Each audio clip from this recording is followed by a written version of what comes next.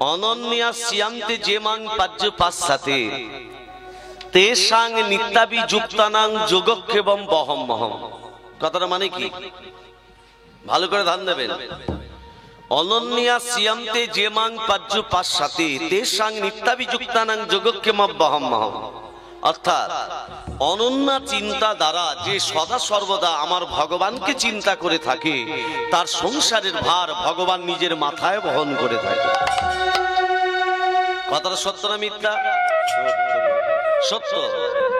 যদি সত্য হয় তাহলে আমরা কাল থেকে যে যার মন্দিরে মন্দিরে গিয়ে হরে কৃষ্ণ নাম জপ করব, ভগবান খাদ্যবস্তু এনে দেবে। বাবা এনে আবার দেয়? দেবে না। তাহলে কথাটা মিথ্যা। এই বললেন সত্য, আবার যে ভেঙে দিলাম বললেন মিথ্যা। তাহলে কথাটা সত্য। কেমন সত্য দেখুন। অনন্যা সিয়ন্তে যে মাং পাজ্য পাশ্চাতে তেষাং নিত্যাবিযুক্তানাং যোগক্ষেমং বহম মহম। এই কথাটা এক ব্রাহ্মণ গীতা অধ্যয়ন করছিলেন। যখনই দেখতে পেলেন সব সময় যদি ভগবানের নাম করে যায়, ভগবান সংসারের ভার নিজের মাথায় বহন করে। ব্রাহ্মণ একদিন থেকে 5 দিন, 5 দিন থেকে 10 দিন ভিক্ষা না গিয়ে সবসময় ভগবানের আরাধনা করছে। ভগবান কিন্তু এলো না।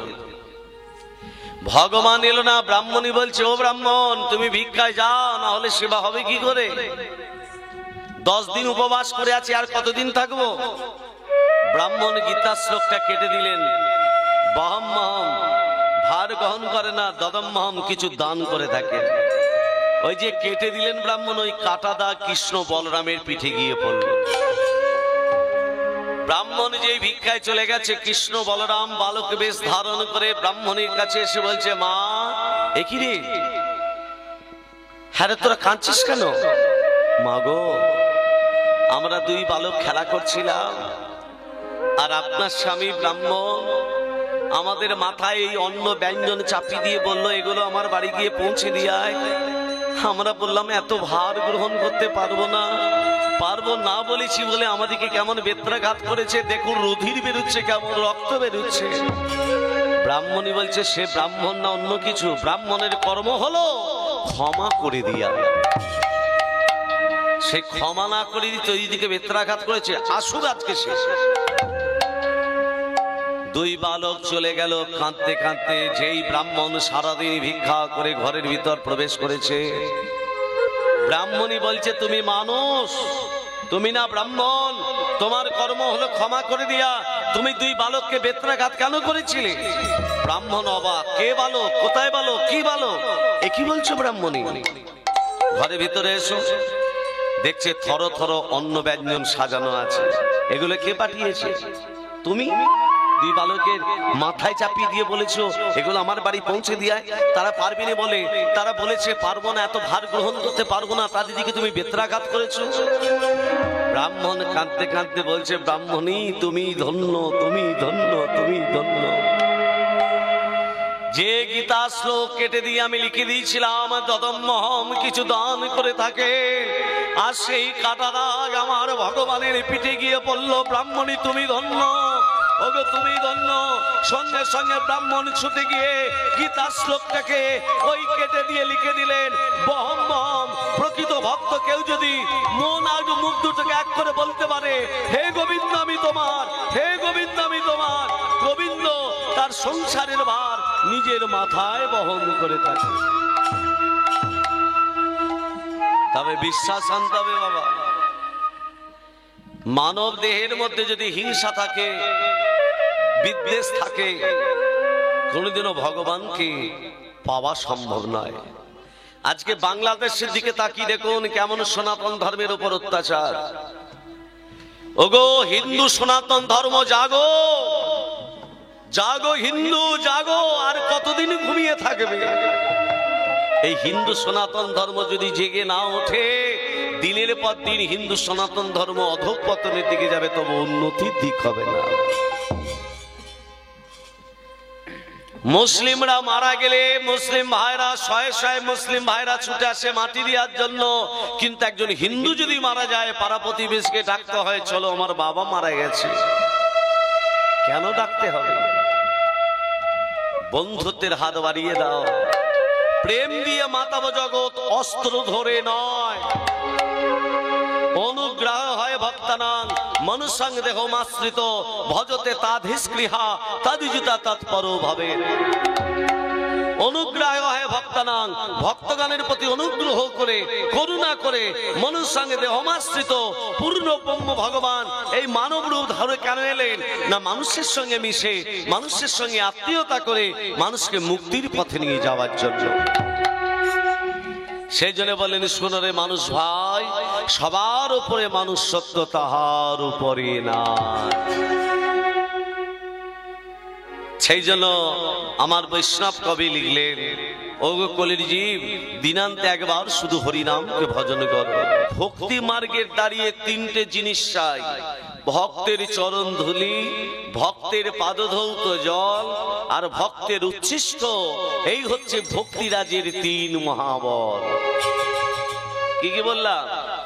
ভক্তের চরণ ধুলি পেতে হবে, ভক্তের পাদধৌত জল পেতে হবে, আর ভক্তের উচ্ছিষ্ট মানে এটো খাবার পেলে তুমি ভক্তিরাজের তিন মহাবল পেলে। সেই জন্য গৌর হরি কলির জীবের জন্য এনেছিলেন হরিনাম। কিন্তু দেখুন এই কলিযুগের মানুষদের ভাইয়ে ভাইয়ে মিল নাই, রুখা মাথায় তেল নাই, বড় লোকের জেল নাই, গরিব লোক যদি কোর্টে যায় তার বেল নাই, এখন ঘুষ দিয়ে সবাই পাশ কেউ আর ফেল নাই। এই হচ্ছে আমাদের কলিযুগ। উচ্চস্বরে হরিনাম, চুপি চুপি নয়, ফিস ফিস নয়, উচ্চস্বরে হরিনাম করতে হবে। চুপি চুপি কখন হয়? মেয়ের বিয়ে দিচ্ছেন চুপি চুপি, পাশের জায়গা বিক্রি হবে, আপনারও টাকা আছে আমারও টাকা আছে, পাঁচখান করবেন না, চুপি চুপি ধীরে ধীরে ফিস ফিস। রাতের অন্ধকারে দেশটা যখন ভাগ হয়েছিল তখনও চুপি চুপি হয়েছিল। তাহলে সব জায়গায় চুপি চুপি ফিস ফিস। আর মহাপ্রভু দেয়া হরিনামটা কেমন? নিতাই গৌর হরি হরি বল, হরি হরি বল, হরি হরি বল, হরি হরি বল। তাই সেই শচীনন্দন গৌর সুন্দর ফুলবনকে দর্শন করে বললেন, এটাই হলো আমার বৃন্দাবন। সরোজিনী গঙ্গাকে দর্শন করে বলল, এই কি যমুনা। ফুলবনকে দর্শন করে বলল বৃন্দাবন, আর গঙ্গাকে দর্শন করে বলছে এটাই হচ্ছে আমার যমুনা। আজ আমার গৌরহরি অন্তরঙ্গ পার্ষদ গৌরাদি সবাইকে বলছে এরা হচ্ছে আমার গোপী। গো শব্দের ইন্দ্রিয়, পি শব্দের দমনকারী। ইন্দ্রকে যে দমন করতে পেরেছে সেই হচ্ছে গোপী। আজ আমার গৌরহরি খোল করতাল সাথে নিয়ে দুবাহু তুলে হরিনাম করছে। কোথায়? শিবাস আঙিনায়। আজ আমার গৌরহরি শিখল বাজছে, আমার গৌরহরি শিখল ধ্বনিত হচ্ছে মৃদঙ্গ কথয়তি ধিকতা ধিকতা ধিকতা ধিকতা ধিকতা। মৃদঙ্গ কথা বলছে, গৌরহরি শিখল ধ্বনিত হচ্ছে মৃদঙ্গ কথয়তি, মৃদঙ্গ কথা বলছে ধিগি ধিকতা ধিগি ধিকতা। রাধে রাধে। ধিগি ধিকতা ধিগি ধিকতা। কাদিকে ধিক, তাকে ধিক, তাকে ধিক, আবার কাদিকে ধিক। যারা হরি কথা মুখে বলে না তাদিদিকে ধিক, আর যারা এইখানটা ত্যাগ করে চলে গেছে তাদিদিকে ধিক। আরে যারা লম্বা হয়ে শুয়ে আছে তাদিদিকে কেন ধিক্কার দিবে? তারা তো বসে না থাকতে পারে, তারা তো শুয়ে আছে। তারা চলে তো যায়নি, তাহলে তাদিকে দিক না, যারা চলে গেছে তাদিদিকে বলছে ধিগি ধিকতা ধিগি ধিকতা ধিগি ধিকতা ধিগি ধিকতা। আরে দেখুন, দেখবেন পাকা আমের সঙ্গে কাঁচা আমগুলো পেটিতে প্রবেশ করিয়ে দেয়। কেন বলো তো? না, আমরা যখন আসামে গান করতে যাই পাকা আমের সঙ্গে কাঁচা আমগুলো প্রবেশ করিয়ে দেয়। আমাদের এখানে আসতে ৩-৪ দিন সময় লাগবে, আস্তে আস্তে ওই পাকা আমের সঙ্গে কাঁচা আমগুলো থেকে থেকে ওরাও একদিন পেকে যাবে। তা যারা শুয়ে আছে তারা হচ্ছে কাঁচা আম, আর যারা জেগে আছে তারা হচ্ছে পাকা আম। ওই কাঁচা আমের সঙ্গে যদি ওই পাকা আমের সঙ্গে যদি কাঁচা আমগুলো যদি থাকে তারা পাকবে না? হ্যাঁ, পেকে যাবে। তারা একদিন জেগে উঠবে, নিতাই গৌর হরি বল বলে, হরি হরি বল, হরি হরি বল, হরি হরি বল। তারা এক্ষুনি উঠে বসবে। এখন এই অ্যাসিড দেওয়া হয়েছে, এবার পাকবে। এবার রাধে রাধে। এই দেখুন, খোল শিখল বলছে দিগি দিকতা, যারা হরি কথা মুখে বলে না তাদিদিকে দি দি দি। জয় কেমন করে দেয় মা? জয় কেমন করে দেয়? এই দেখুন, এই তো কাঁচা আমগুলো এবার জাগছে। এই যে জয় কেমন করে দেয়, হাত তুলে জয় দেয়। তারই মাঝে নাচে গোরা জয় জয় দিয়া, গৌর হরি নৃত্য করছে দুবাহু তুলে। তাহলে অদ্বৈত কেমন নৃত্য করছে? নিতাই। পূর্বে কে ছিল? দাদা বলরাম। বলরাম একদিন কৃষ্ণকে বলছে, কানাই তোকে সবাই বলে নৃত্য করতে, মা যশোমতী বলে, পিতানন্দ বলে, ব্রজ গোপীরা বলে, ব্রজ সখারা বলে, কিন্তু আমি তো দাদা,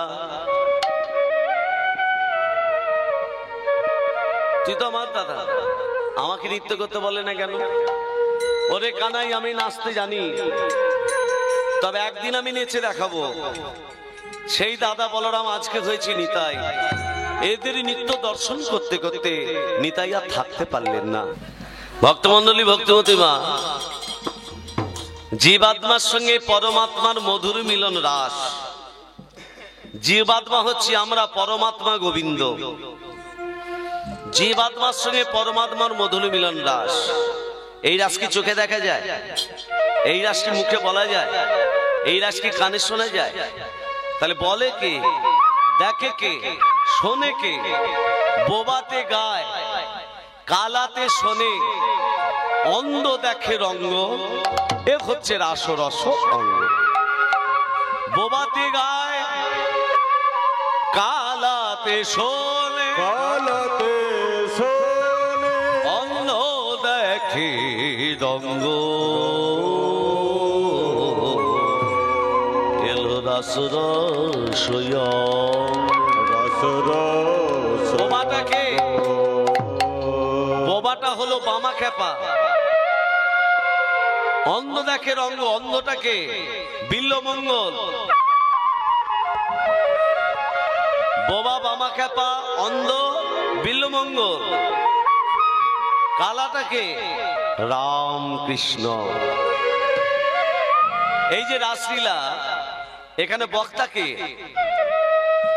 সুখদেব গোস্বামী ঠাকুর, শ্রবণ করছে রাজা পরীক্ষিত।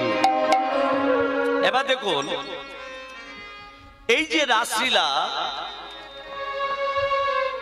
একদিন পার্বতী ভোলানাথকে বলছে, ভোলানাথ আমাকে একটু লীলা দর্শন করাবে, কৃষ্ণ লীলা। হ্যাঁ পার্বতী, ওই গাছের তলায় চলো, ওই বৃক্ষের তলায় চলো, তোমাকে আমি কৃষ্ণ লীলা আস্বাদন করাবো। পার্বতী কি করেছে? গাছের তলায় এসেছে। ভোলানাথ লীলা শ্রবণ করার পূর্বে একটা তালি দিল। যেই একটা তালি দিয়েছে, গাছে যা পাখি ছিল সব উড়ে চলে গেল। একটা পাখি কিন্তু ছিল। একটা তালি দেওয়ার সঙ্গে সঙ্গে গাছে যা পাখি ছিল সব উড়ে চলে গেল, কিন্তু একটা পাখি ছিল। কেন না? তার পেটে ছিল ডিম্ব, উড়ে যেতে পারলো না। দ্বিতীয় ভোলানাথ যেই তালি দিয়েছে, দ্বিতীয় তালি দেওয়ার সঙ্গে সঙ্গে পেটে যে ডিম্বটা ছিল, ডিম্বটা প্রসব হয়ে গেল, পাখিটা উড়ে চলে গেল। ডিম্বাটা প্রসব হয়ে যেতেই পাখিটা উড়ে চলে গেল। এবার ভোলানাথ তৃতীয় তালি দিচ্ছে, 3 নম্বর তালি। যেই 3 নম্বর তালি দিয়েছে, তাহলে গাছে কি পাখি আছে? নেই তো। যে ডিমটা ছিল, সেই ডিমটা ফুটে আবার একটা বাচ্চা বেরিয়ে, সেই বাচ্চাটা হলো সুখ পাখি। আজকে এবার পার্বতীকে বলছে, পার্বতী আমি যে তোমাকে লীলা আস্বাদন করাবো বা করাচ্ছি, প্রতি কথাতে তোমাকে হু হু হু হু দিয়ে যেতে হবে। পারবে? দেবে তো? পার্বতী বলছে হ্যাঁ বেশ দেব। এবার পার্বতীকে শোনাচ্ছে ভগবান শ্রীকৃষ্ণ আজকে বংশীধ্বনি করলে। যেই পার্বতী হু হু দিতে দিতে দিতে দিতে দিতে দিতে ওই মায়েদের মতো ঘুমিয়ে গেছে। সুখ পাখি মনে মনে ভাবছে এত মধুর লীলা, সোনা থেকে বঞ্চিত হয়ে যাব। পার্বতীর কণ্ঠ অনুকরণ করে হু হু দিচ্ছে। আহা, এমন সময় ভোলানাথ বলছে, পার্বতী, ও পার্বতী, এ কি তুমি ঘুমাচ্ছিলে? হ্যাঁ প্রভু, আমি ঘুমিয়ে পড়েছিলাম। পার্বতী, তাহলে তোমার কণ্ঠ অনুকরণ করে কে হু দিচ্ছিল? ত্রিশূল, শুলে বিদ্ধ করো। ত্রিশূলকে ছেড়ে দিয়েছে, ত্রিশূল ছুটতে ছুটতে আসছে ওমা আজকে সুখ পাখিকে বিদ্ধ করবে বলে। আর এখানে সুখ পাখি উড়তে উড়তে উড়তে উড়তে ব্যাসদেবের স্ত্রী সকালবেলা উঠে সূর্য প্রণাম করছে। সূর্য প্রণাম মন্ত্র কি? জবা কুষ্ম শঙ্কা শঙ্কাস্যপ্যাং মহাত্তিং ধন্তারিং সর্ব পাপাগ্নং প্রণতস্মি দিবাকরম। যেই বলেছে জবা, ওই বা বলার সঙ্গে সঙ্গে সুখ পাখি মুখ দিয়ে প্রবেশ করেছে। কত বৎসর গর্ভে ছিল? কেউ বলে 16 বৎসর। 18 বৎসর বয়সে মাতৃগর্ভ থেকে যে লীলা দর্শন রূপ দর্শন করেছিলেন তিনি হলেন সুখদেব গোস্বামী ঠাকুর। শ্রবণ করছে রাজা পরীক্ষিত 7 দিনের মধ্যে সর্পদংশনে মৃত্যু হবে। রাজা পরীক্ষিত মৃগয়া করতে গিয়ে শ্রমিক মুনির গলায় মৃত সর্প জড়িয়ে দিয়েছিল। শ্রমিক মুনির পুত্র সিংহ অভিশাপ দিল, আমার বাবার গলায় যে মৃত সর্প জড়িয়েছিস 7 দিনের মধ্যে তক্ষক নাগ দংশনে তার মৃত্যু অবধারিত। ধ্যান ভেঙে গেল শ্রমিক মুনির। শ্রমিক মুনি বেরিয়ে এসে বলছে, পুত্র কাকে তুমি অভিশাপ দিলে? ধ্যান করে জানতে বলো যে রাজ্যে বসবাস করি সেই রাজা কি অভিশাপ দিয়েছে। পুত্র চলো তুমি রাজার কাছে, তোমাকে ক্ষমা চাইতে হবে। শ্রমিক মুনি সিংহকে নিয়ে এসে বলছে, রাজন আমার পুত্র আপনাকে অভিশাপ দিয়েছে, আপনি যে আমার গলায় মৃত সর্প জড়িয়েছেন 7 দিনের মধ্যে তক্ষক নাগ দংশনে মৃত্যু হবে। সিংহাসন থেকে উঠে পড়ল রাজা পরীক্ষিত। আপনার পুত্র ঠিকই করেছে, আপনি আপনার পুত্রকে নিয়ে গৃহে ফিরে যান। সিংহাসন ছেড়ে দিয়ে রাজমুকুট ফেলে দিয়ে রাজা পরীক্ষিত বেরিয়ে পড়ল। দূর প্রান্তে দেখছে এক বৃদ্ধ, এক মুখ দাড়ি, গায়ে একটা মাত্র বস্ত্র, বৃক্ষের তলায় বসে আছে। এসো পরীক্ষিত, আমি তোমার জন্য শুরু করতে পারছিলাম না। তিনি হলেন সুখদেব গোস্বামী ঠাকুর। শ্রবণ করছে রাজা পরীক্ষিত। সাদ দিয়ে চন্দ্র পুষ্পা পুষ্পা আকাশে উদিত হয়েছে। মন্ন মন্নন্দর বাতাস বইছে, মত্ত কর্পূরের ভ্রমর মধু পান করছে গুনগুন রবে। সত্য কেতা দাপর কলি 4 যুগগুলি, 4টে যুগের মধ্যে হয় একটা দিব্য যোগমণি। চতুর্থ দিব্য যুগে হয় এক মন্নান্তর, 14 মন্নান্তর হয় ব্রহ্মার দিবস ভিতর। যেমন একটি দিন তেমনি একটি রাত ভগবান কৃষ্ণচন্দ্র গোপীদের মনোবাসনা পূরণ করিয়াছিলেন। ঈশ্বরের পদ্ম ফলিত জলিত জল, তীব্র চক্র জ্বলছে তার স্থূলঙ্গের কোণ, তীব্র চক্র হচ্ছে তার 7 শক্তিমান। নেতা বিষ্ণু পুরাণাতে আছে গলসান। তবে রাসলীলার এই কি নমুনা, যখন ইচ্ছা শক্তি নমন করব পৃথিবীর সাথে আকাশে বাতাসে অনয় অনিলে ভুদায় ভূমিলে সাত্রী অন্ধকার হইতে লাগিল। দেখতে দেখতে দেখা গেল ছন্দ পবন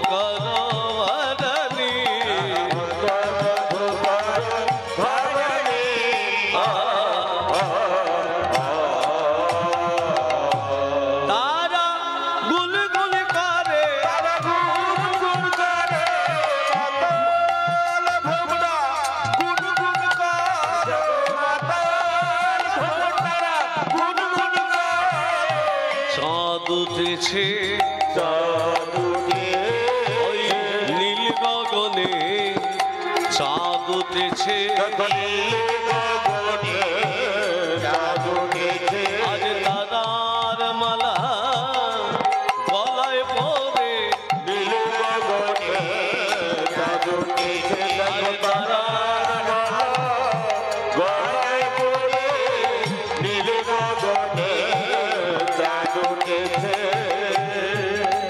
আজকে শারদীয়ার চাঁদ পূর্ব গগনে সোনা থালার মতো উদয় হয়েছে। ভগবান শ্রীকৃষ্ণ মায়ের কোলে বসে নবনী ভোজন করে মা যেমন ছেলেকে ঘুম পাড়ায়, মা যশোমতী তার প্রাণের গোপালকে ঘুম পাড়াচ্ছেন। তা যে কক্ষে গোপালকে ঘুম পাড়িয়ে রেখেছে মা যশোমতী, সেই কক্ষের গবাক্ষ দ্বার, গবাক্ষ মানে কি বাবা?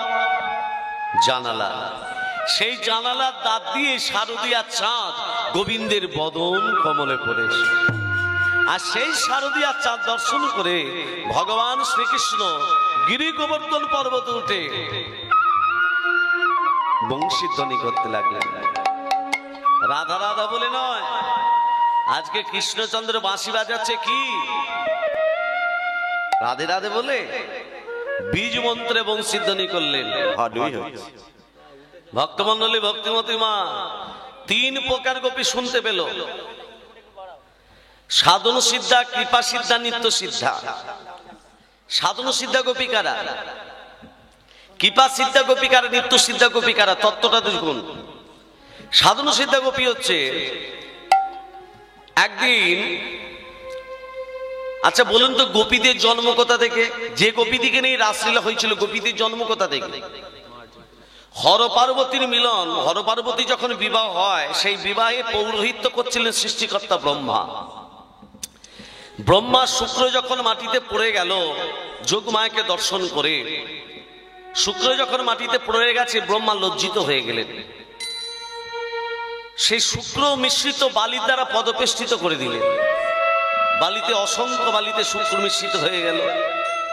সেই শুক্র মিশ্রিত বালি নিয়ে যখনই যমুনার জলে ফেলে দিলেন, যমুনা হয়ে গেলেন গর্ভবতী। 60,000 শিশু এক অঙ্গুষ্ঠ প্রমাণ, একটা আঙুলের মতো ছেলেরা, এইটুকু একটা আঙুল যেমন লম্বা, সেই আঙুলের মতো ছেলেরা যমুনার তীরে খেলা করছে। আর আপনারা জানেন 33 কোটি দেবদেবীর মধ্যে 3টে দেবতার ক্ষমতা বেশি, ব্রহ্মা বিষ্ণু মহেশ্বর। তার মধ্যে একটা দেবতা আছে যার নাম লাগানা ভাগিনী দেবতা, দেবর্ষি নারদ। নারদ কি করেছে? বিনা যন্ত্র নিয়ে গান করতে করতে যাচ্ছে। আহা, 60,000 শিশুকে দেখতে পেয়েছে।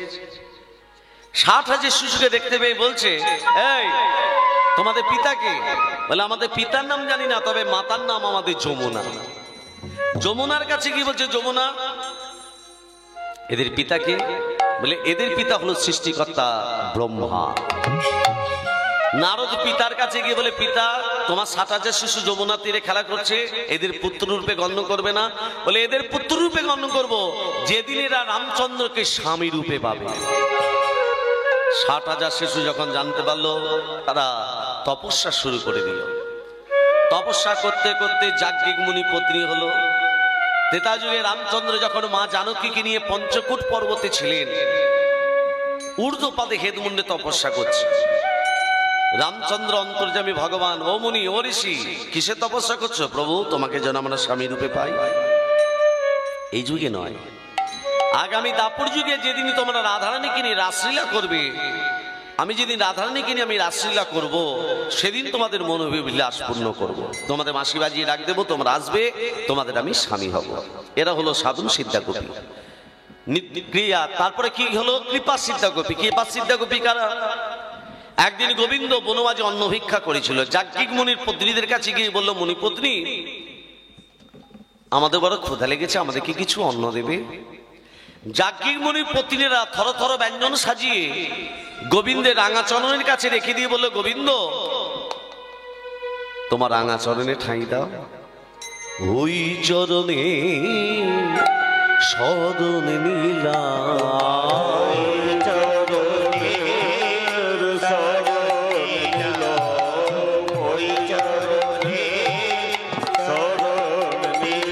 আমরা ঘরে ফিরে যাও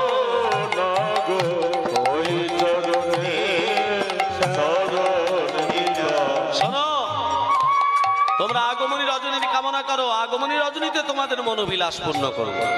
এরা হলো কৃপা সিদ্ধা গোপী। আর নিত্য সিদ্ধা গোপী আপনারা তো জানেন, নিত্য নিত্য গোবিন্দের ভজনা করত। রাধারানীর অষ্টসখী 1 মাস কাত্যায়নী মায়ের পূজা করেছিল গোবিন্দকে স্বামী রূপে পাবে বলে। সে নিত্য সিদ্ধা গোপীরা যমুনার তীরে ওর ফুল বলতে কোন ফুলকে ওর ফুল বলে? জবা ফুলকে। জবা ফুলের ভালো নাম ওর ফুল। রক্তচন্দন, বালুকার নির্মিত মূর্তি কাত্যায়নী, বালির কাত্যায়নী স্থাপন করে যমুনার তীরে আজকে কাত্যায়নী মায়ের পুজো করছে। কেন? রাম আজকে গোবিন্দকে স্বামী রূপে পাবে বলে। কেমন ভাবে পুজো করছে? আচ্ছা, রাসলীলা যে শুনতে এসেছেন, মায়েরা শাঁখ নিয়ে এসেছেন তো সবাই শাঁখ এনেছেন, সবাই ফুল এনেছেন। আলতা সিঁদুর নিয়ে এসছেন, আলতা না হলো সিঁদুর নিয়ে এসছেন। আনেননি। রাসলীলা করতে গেলে এগুলো মায়েদের লাগে, আমার লাগে না। রাধে রাধে। আজকে নিত্য সিদ্ধা গোপীরা মায়ের পুজো করছে। কেমন করে দেখুন। জাগো তুমি জাগো,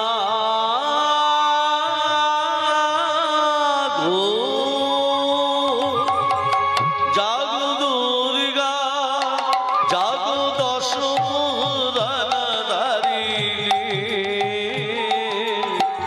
অভয়া শক্তি বলপ্রদায়িনী তুমি জাগো।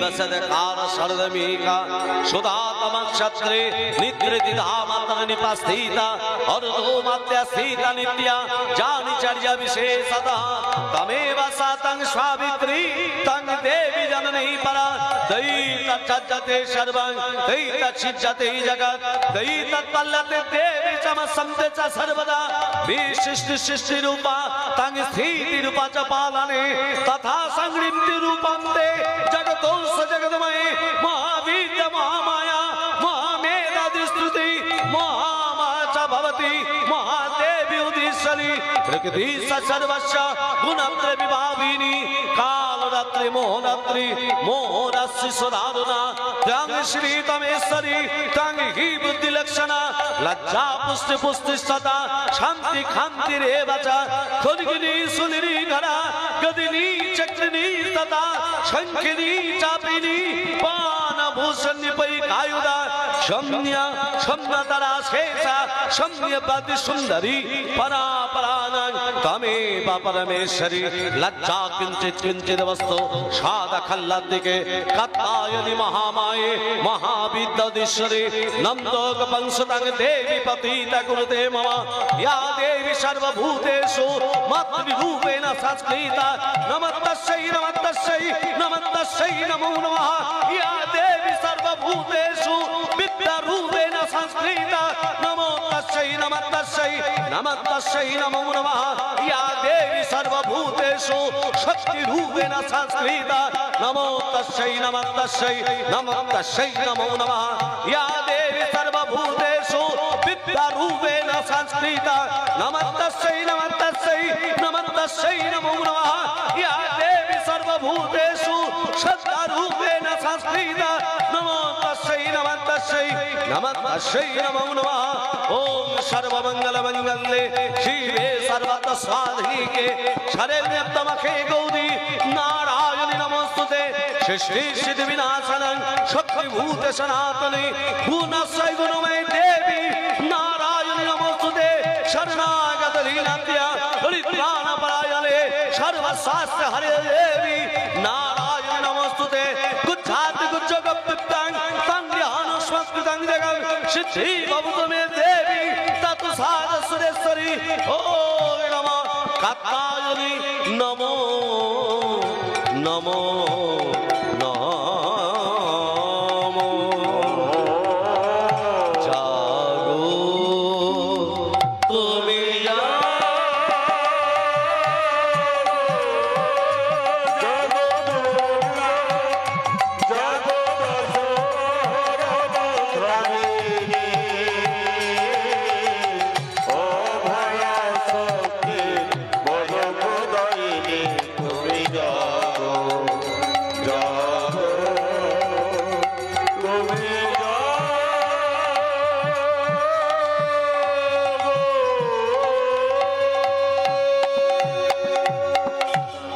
মা কাত্যায়নী পূজায় সন্তুষ্ট হয়ে বলে গোপীগণ সবাই আমাকে বলে ধনং দেহি, ধনের কামনা করে।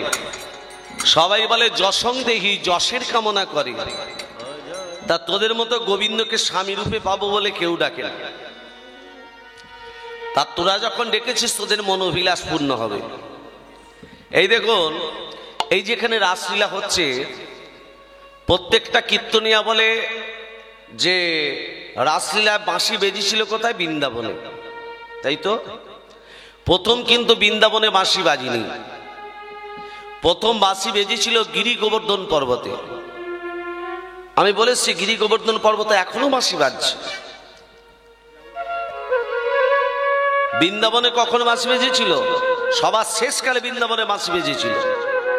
ভক্তমন্ডলী, ভক্তিমতী মা, আজকে দেখুন গোপীরা বলল গোবিন্দকে স্বামী রূপে পাবো। হ্যাঁ পাবি। গোপীদের একটা নিয়ম ছিল, আমরা যখন পুজো করতে গেলে স্নান টান করে পূজা অর্চনা করি, গোপীদের নিয়মটা ছিল উল্টো। আগে পুজো করতো, তারপর স্নান টান সেরে ঘরকে যেত। ললিতা বিশাখাকে বলছে, এই বিশাখা, মায়ের আশীর্বাদ পেয়েছি, গোবিন্দকে স্বামী রূপে পাবো, আয় না এই আনন্দ আমরা একটু ডোবাডুবি খেলা খেলি। খেলাটার নাম হচ্ছে ডোবাডুবি খেলা। হ্যাঁ, ললিতা বিশাখা দুজনে জুটি হচ্ছে, চিত্রা চম্পকলতা দুজনে জুটি হচ্ছে, ইন্দুরেখা সুদেবী মানে প্রত্যেকে জুটি। খেলা নিয়ম, সবাই একসঙ্গে ডুব দেবে। যে আগে ভেসে উঠবে সে কিন্তু হেরে যাবে, আর যে পরে ভেসে উঠবে সে কিন্তু জিতে যাবে। এবার ললিতা বিশাখা দুজনে জুটি হয়েছে। খেলাটা হচ্ছে কেমন? ললিতা ডুব দিয়েছে, ললিতা ডুব দিয়েছে, ললিতা ডুব দিয়েছে, ললিতা ডুব দিয়েছে, বিশাখা ভেসে উঠেছে, ললিতা ডুব দিয়েছে, বিশাখা ভেসে উঠেছে, ললিতা ডুব দিয়েছে। ললিতা জলের ভিতর থাকতে পারেনি, বিশাখা ভেসে উঠেছে।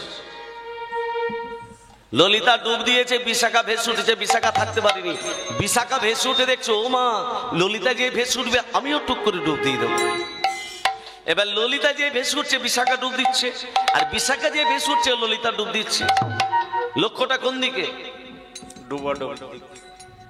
মায়ের যখন ডুব দিয়ে ভেসে ওঠেন, আগে কি ভেসে ওঠে? মাথার কেশগুচ্ছ, কেশগুচ্ছ তো। এই দেখুন, ডুব দিয়ে যখনই ললিতার ডুব দিয়ে ভেসে উঠছে, বিশাখা তাকিয়ে দেখছে মাথার কেশগুচ্ছ দেখা যাচ্ছে, ডুব দিয়ে দিচ্ছে। আবার এ যখন ভেসে উঠছে, মাথার কেশগুচ্ছ দেখা যাচ্ছে, এও ডুব দিচ্ছে। কে যে কখন উঠছে আর কে যে কখন ডুবছে কেউ জানে না। লক্ষ্য, কে কখন ভেসে ওঠে।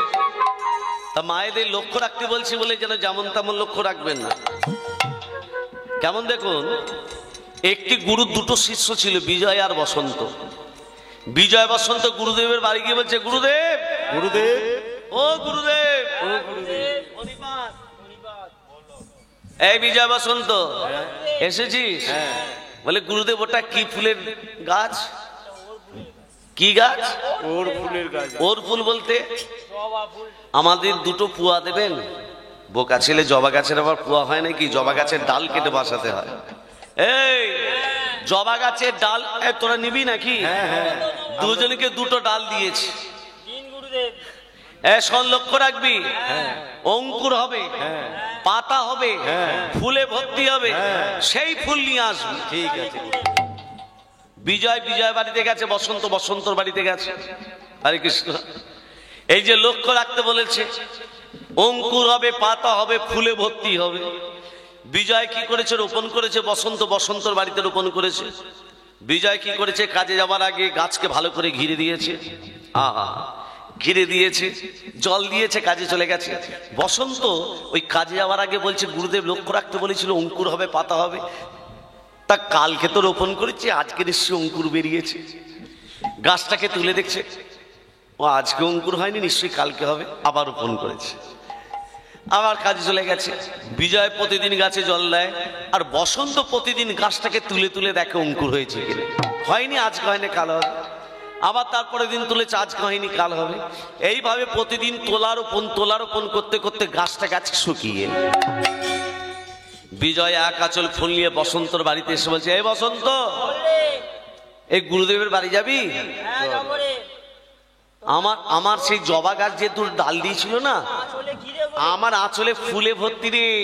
সে আরে জবা ডাল দিয়েছিল, সেই গাছে ফুল হয়েছে। আমি সেই জন্যই তো গুরুদেবের পুজোর জন্য ফুল নিয়ে যাচ্ছি। তোর গাছে এত ফুল হয়েছে? হ্যাঁ রে, তোর গাছে হয়নি? আমার গাছে তো অঙ্কুরই বেরোয়নি রে। গুরুদেব কি ডাল দিল রে? চ গুরুদেবের বাড়ি। শুকনো ডালটা নিয়ে গুরুদেবের বাড়ি যাচ্ছে। গুরুদেব কে? আমি অন্ধ হয়ে গেছি রে, চোখে ভালো দেখতে পাই না। বিজয় বসন্ত মনে হচ্ছে। হ্যাঁ গুরুদেব। এ বিজয়, তুই এসেছিস? বসন্ত আসেনি? হ্যাঁ বিজয়, এই বিজয়, বসন্ত আসেনি? বিজয় বলছে, গুরুদেব আমি তোমার পুজোর জন্য ফুল নিয়ে এসছি। এই না ফুল। হ্যাঁ রে, তুই ফুল নিলি? বসন্ত? গুরুদেব, হ্যাঁ। আপনি এক চোখ। কেন রে?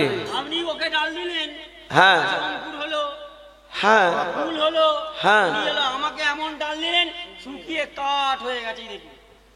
তাহলে নিশ্চয়ই তুই লক্ষ্য রাখিস নি। আমি প্রতিদিন লক্ষ্য রেখেছি গুরুদেব। কি লক্ষ্য রেখেছিস? প্রতিদিন আমি দেখেছি, একবার করে বসিয়েছি, অঙ্কুর হয়েছে কিনা দেখেছি। দেখছি অঙ্কুর হয়নি, আবার বসিয়ে দিয়েছি।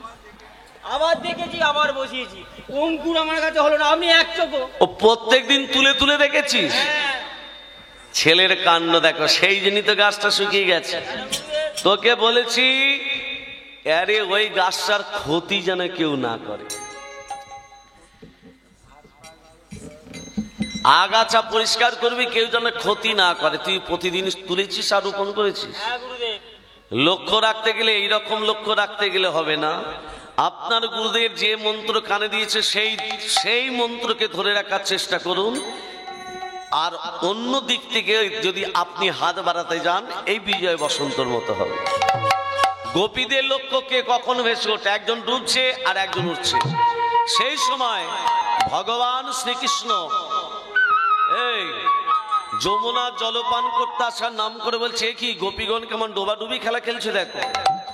প্রশ্ন হচ্ছে, গোপীরা কি বিবস্ত্র হয়ে যমুনার জলে নেমেছিল? বলে না, গোপীরা বিবস্ত্র হয়ে যমুনার জলে নামেনি। গোপীরা নিজেদের বস্ত্রখানা যমুনার তীরে রেখেছে, আর উত্তরীয়টাকে নিয়ে যমুনার জলে স্নান করতে নেমেছে। আর যখনই যমুনাতে স্নান করতে নেমেছে, এই গায়ের উত্তরীয়টা যমুনার জলে ভেসে চলে যায়। যমুনার ঢেউতে উত্তরীয়টা গা থেকে ভাসিয়ে নিয়ে চলে যায়। তখন বিবস্ত্র হয়ে পারে, বিবস্ত্র হয়ে নামে। ডোবাডুবি খেলা খেলতে খেলতে সবাই যখন একসঙ্গে ভেসে উঠেছে, বলছে এই আমরা তো সবাই সমান, তাহলে এবার চ আমরা ঘরে চাই। আমরা সবাই সমান, সবাই ঘরে চ। যখনই এবার গৃহে যাবে বলে এক পা বাড়িয়েছে, বিশাখা ললিতাকে বলছে, এই ললিতা, আমাদের বসন কোথায় গেল? আমাদের বসন নিল কইন্য না, ওদের ছলো না।